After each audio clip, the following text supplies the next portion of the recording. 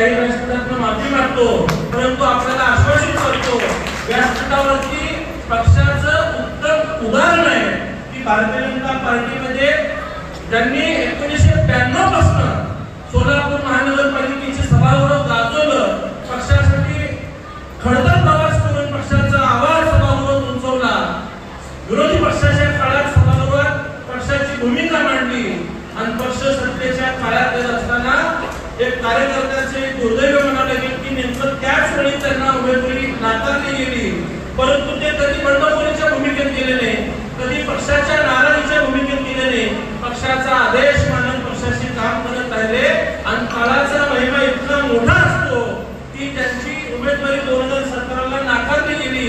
आज 2026 चे AB form याच वेळी त्यांच्या हातात दिले गेलं.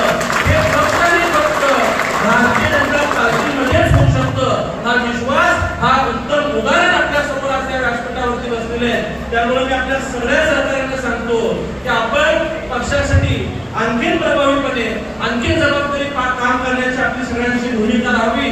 येणाऱ्या काळात निश्चितच आपल्या कार्याची दखल घेऊन आपल्याला न्याय देण्याचा प्रयत्न भारतीय जनता पार्टी करेल, हा विश्वास करतो.